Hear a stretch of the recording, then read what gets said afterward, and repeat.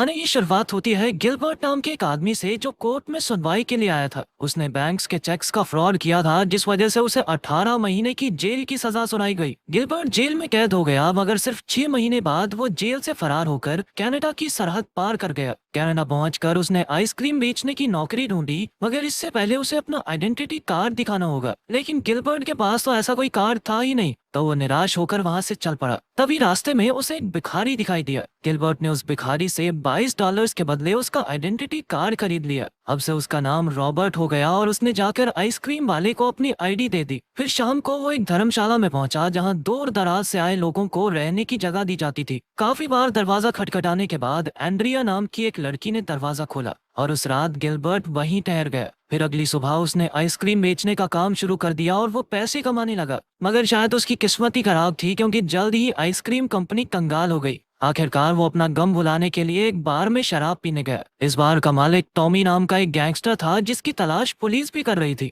मगर पुलिस के पास उसके खिलाफ कोई पुख्ता सबूत नहीं थे, इसीलिए वो उसे गिरफ्तार नहीं कर पा रहे थे। खैर बार से निकलते हुए गिलबर्ट सिंडस नाम के एक पुलिस वाले से टकरा गया। सिंडस यहाँ टॉमी की जासूसी करने आया था। उधर गिलबर्ट ने घर लौटकर एंड्रिया को डेट के लिए पूछा। जल्द ही उनके बीच में प्यार पनपने लगा और फिर वो साथ ही रहने लगे। एक दिन जब वो घर लौटा तो उसने अखबार में पढ़ा कि अमेरिकी सरकार उसे ढूंढने के लिए जोरों शोरों से कोशिश कर रही है। गिलबर्ट थोड़ा घबरा गया और उसने एंड्रिया को सब कुछ सच बताने का फैसला किया। उधर एंड्रिया वॉशरूम में थी और अचानक उसका चेहरा खिल उठा। असल में वो गिलबर्ट के बच्चे की माँ बनने वाली थी। उसने बाहर जाकर गिलबर्ट को एक खुशखबरी देनी चाहिए, मगर उससे पहले ही गिलबर्ट ने कह दिया कि वो बिजनेस के सिलसिले में कुछ दिनों के लिए बाहर जा रहा है। जल्द ही गिलबर्ट पुलिस को धोखा देने के लिए वैनकूवर पहुंच गया। वहां उसने फिर से नौकरी की तलाश शुरू कर दी मगर कोई भी उसे नौकरी देने को तैयार ही नहीं था। तभी अचानक सड़क पर उसने 2 आदमियों को एक ट्रक में से पैसे निकालकर बैंक में ले जाते देखा। यहाँ से उसके दिमाग की बत्ती जली और जल्द ही उसे एंड्रिया के प्रेग्नेंट होने की खबर भी मिली, लेकिन इससे उसका इरादा और पक्का हो गया।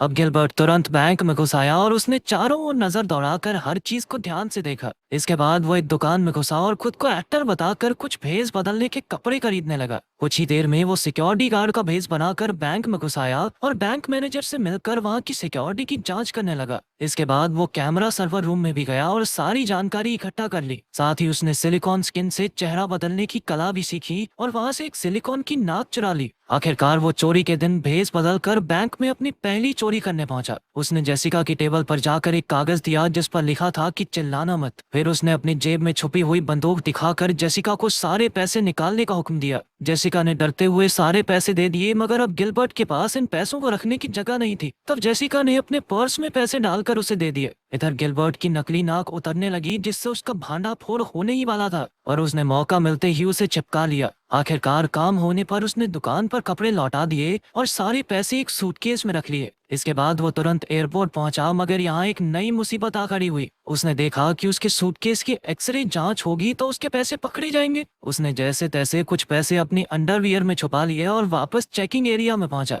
लेकिन फिर उसे पता चला कि डोमेस्टिक फ्लाइट में तो एक्सरे चेकिंग होती नहीं। खैर जब वो घर पहुंचा तो एंड्रिया आंखें बिछाए उसका इंतजार कर रही थी। वो अपने नए घर में पहुंचे जो गिलबर्ट ने कुछ समय पहले ही खरीदा था, मगर उसने इस बार भी एंड्रिया को अपनी सच्चाई के बारे में नहीं बताया। उसने झूठ कह दिया कि वो अपना खानदानी बिजनेस संभाल रहा है। वहीं दूसरी ओर पुलिस चोरी की जांच पड़ताल में जुट गई थी। डिटेक्टिव हॉफमैन को लग रहा था कि इस चोरी के पीछे गैंगस्टर टॉमी का हाथ है। फिर सेंडस ने पुलिस कमांडर से टॉमी को गिरफ्तार करने की इजाजत मांगी, मगर अब भी उनके पास कोई ठोस सबूत नहीं थे, इसीलिए सेंडस को खुद ही जांच पड़ताल करके सच का पता लगाना होगा। उधर गिलबर्ट को और बड़ी चोरियां करने के लिए और पैसों की जरूरत थी, इसीलिए वो टॉमी के बार में उससे मिलने पहुंचा। उसने सामने मौजूद बैंक की ओर इशारा करते हुए कहा कि वो 3 मिनट के अंदर बैंक में चोरी करके आ सकता है। अगर वो ये करने में कामयाब रहा तो टॉमी उसे $10,000 का लोन देगा जिसे गिलबर्ट को 5 महीने में चुकाना होगा। टॉमी राजी हो गया और फिर गिलबर्ट उस बैंक के सामने पहुंचा। कुछ ही पलों में वो वर्कर का भेस बनाकर बैंक में घुस गया और महज 3 मिनट बाद वो पैसे लेकर बार के पिछले दरवाजे से अंदर घुसा। उसे देखकर टॉमी के तो होश ही उड़ गए थे। धीरे धीरे वो इसी तरह भेस बदलकर बड़ी बड़ी चोरियां करने लगा। चोरी के बाद वो हमेशा डोमेस्टिक फ्लाइट से दूसरे शहर भाग जाता था ताकि वो पकड़ा न जाए। इसी वजह से गिलबर्ट फ्लाइंग बैंडेट के नाम से मशहूर हो गया। अब तक वो लगभग 36 बैंक लूट चुका था और जल्द ही वो इतना अमीर हो गया कि उसने कई सारी महंगी गाड़ियां और घड़ियां खरीद ली। इसके अलावा वो बाकी के पैसे अपनी तिजोरी में संभाल कर रखता था। जल्द ही वो अमीरों के साथ उठने बैठने लगा। जब उसने टॉमी का कर्ज उतार दिया तो टॉमी ने उसे ज्वेलरी स्टोर को लूटने का ऑफर दिया। वहीं दूसरी ओर सिंडस अब भी हाथ धोकर टॉमी को पकड़ने की कोशिश में लगा हुआ था। उसने इस ऑपरेशन का नाम प्रोजेक्ट कैफे रखा। अब उसकी टीम टॉमी की हर एक हरकत पर नजर रखने लगी कि वो कब किससे मिलता है। तब सिंडस ने सबसे पहले टॉमी के खास गुंडों बिशप और डेव को पकड़ने का प्लान बनाया। साथ ही उनके पास गिलबर्ट की भी तस्वीरें थी, पर वो ये नहीं जानते थे कि आखिर वो कौन है।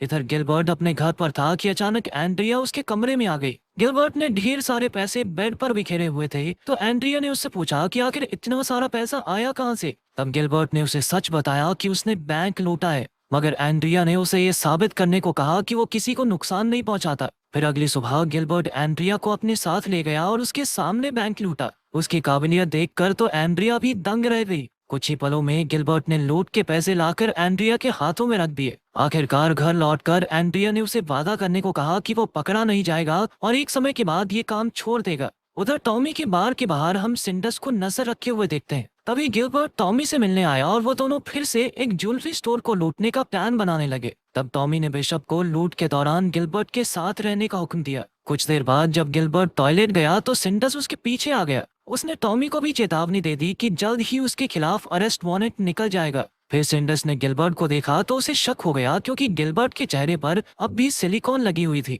बाद में सिंडस ने सभी कॉस्ट्यूम स्टोर्स में फोन करके जांच की। फिर रात को अचानक सिंडस को पुलिस स्टेशन से इमरजेंसी कॉल आई। पुलिस ने एक आदमी को शराब पीकर गाड़ी चलाते पकड़ा था। यह आदमी कोई और नहीं बल्कि टॉमी का खास गुंडा डेव था। आखिरकार उन्होंने डेव से गिलबर्ट का सारा सच उगलवा लिया। डेव ने उन्हें बताया कि गिलबर्ट अपनी पहचान बदलकर रॉबर्ट के नाम से जीने लगा और फ्लाइंग बैंडेड कोई और नहीं बल्कि वही है। फिर डेव ने खुलासा किया कि गिलबर्ट एक बहुत बड़ी लूट की तैयारी कर रहा है। ये जानकारी पाकर सिंडस तुरंत लूट की लोकेशन पर पहुंच गया। अब वो इस केस को सुलझाने के लिए बेहद उत्सुक था। सबसे पहले सिंडस ने उस दुकानदार से पूछताछ की जहां से गिलबर्ट भेस बदलने के लिए कपड़े खरीदता था। फिर उसने लोकल पुलिस को भी खबर कर दी कि आज शहर में चोरी होने वाली है। जल्द ही उसने शहर के सभी बैंक्स के बाहर पुलिस वाले तैनात कर दिए। वहीं दूसरी ओर गिलबर्ट और बिशप कैमरा ठीक करने वालों का भेस बनाकर अपने काम में जुट गए थे और उन्हें एहसास ही नहीं हुआ कि कई पुलिस वाले उन पर नजर रखे हुए हैं। जल्द ही गिलबर्ट ने ज्वेलरी स्टोर में जाकर दुकानदार से सारे जेवरात एक बैग में डालने को कहा। वहीं बिशप दरवाजे पर नजर रखे हुए था कि अचानक उसने सिंडस को आते हुए देखा। अब वो तुरंत वहां से भाग निकले और जैसे तैसे पुलिस की नजरों से बच गए, मगर बदकिस्मती से बिशप का हथियार दुकान में ही छूट गया था। इधर पुलिस अब भी उनका पीछा कर रही थी, लेकिन उन्होंने जो यूनिफॉर्म पहनी थी वो कई दूसरे लोगों ने भी पहनी हुई थी, जिस वजह से पुलिस असली चोरों को पहचान नहीं पाई। मगर सिंडस भी कम चालाक नहीं था। उसने अचानक फायर अलार्म बजा दिया, जिससे मॉल के सभी लोग घबराकर भाग गए। अभी उसने गिलबर्ट और बिशप को पहचान लिया और अपने आदमियों को उनके पीछे भेजा, मगर अंत में वो दोनों सिंडस को चकमा देकर भागने में कामयाब रहे। बाद में गिलबर्ट ने एंड्रिया को फोन करके सारा सामान बांधने को कहा, क्योंकि वो आज ही यहाँ से निकलने वाले थे। वहीं बिशप वापस टॉमी के बार में आ गया। जब गिलबर्ट घर पहुंचा तो उसने देखा कि एंड्रिया के पेट में दर्द शुरू हो गया था और अब किसी भी समय उनका बच्चा पैदा हो सकता है। गिलबर्ट बिना समय गवाए उसे हॉस्पिटल ले गया, जहां एंड्रिया ने एक लड़के को जन्म दिया। वहीं दूसरी ओर पुलिस ने गिलबर्ट के घर पर छापा मारा, लेकिन वहां तो कोई रहता ही नहीं था। असल में गिलबर्ट बड़ी चालाकी से टॉमी की मदद लेकर दूसरे घर में रहने लगा था। खैर, फिर पुलिस दुकान में मिले उस हथियार की जांच में जुट गई। वहीं गिलबर्ट कहीं दूर अपने बच्चे का पालन पोषण कर रहा था। गिलबर्ट आजकल कुछ ज्यादा ही फ्री था, तो एंड्रिया एक बार फिर से प्रेग्नेंट हो गई। इसके बाद एक दिन अचानक टॉमी गिलबर्ट से मिलने आया। उसने गिलबर्ट से आगे के प्लान के बारे में पूछा, क्योंकि वो फिर से गिलबर्ट से चोरी करवाना चाहता था। मगर गिलबर्ट ने ऐसा करने से इनकार कर दिया और टॉमी के जाने के बाद उसने अपने जमा किए हुए पैसे देखे। उनके पैसे लगभग खत्म होने वाले थे, पर फिर भी एंड्रिया ने उसे दोबारा चोरी करने की इजाजत नहीं दी। मगर अगली ही सुबह जब एंड्रिया सो रही थी तो गिलबर्ट एक खत में अपना पता लिखकर घर से चला गया। जब एंड्रिया की आंख खुली तो उसे एहसास हुआ कि गिलबर्ट जा चुका है। तभी फोन की घंटी बजी और एंड्रिया ने फोन उठाया तो सिंडस ने उससे गिलबर्ट का पता पूछा। एंड्रिया ने कहा कि वो तो घर पर है ही नहीं। फिर सिंडस ने सभी एयरपोर्ट्स पर फोन करके पूछताछ की, पर कोई फायदा नहीं हुआ। फिर इत्तेफाक से उसने अखबार में एक और एयरलाइंस की ऐड देखी जो उनकी नजर से छूट गई थी। अब उनकी टीम तुरंत उस एयरलाइन की फ्लाइट की जांच में जुट गई। उधर गिलबर्ट एक होटल रूम में अपने प्लान की तैयारी कर रहा था कि अचानक उसे एंड्रिया का फोन आ गया।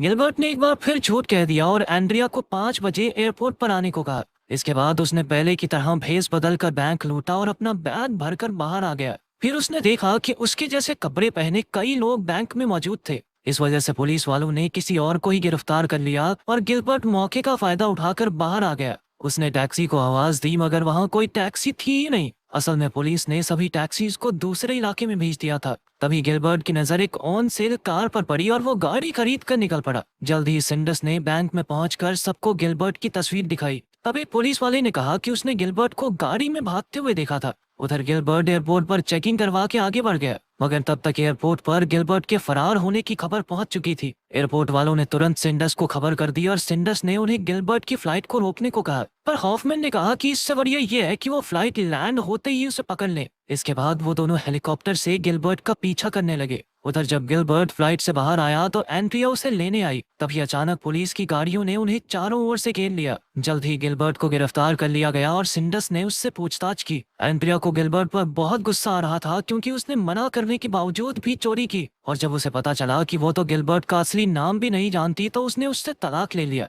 बाद में टॉमी गिलबर्ट से मिलने आया और उसने कहा कि उसने ही पुलिस को गिलबर्ट के खिलाफ गवाही दी थी। आखिरकार गिलबर्ट को 59 बैंक्स लूटने के जुर्म में 20 साल की सजा सुनाई गई। अगर वीडियो पसंद आई तो लाइक कर देना, चैनल को सब्सक्राइब कर देना। मिलते हैं अगली वीडियो में।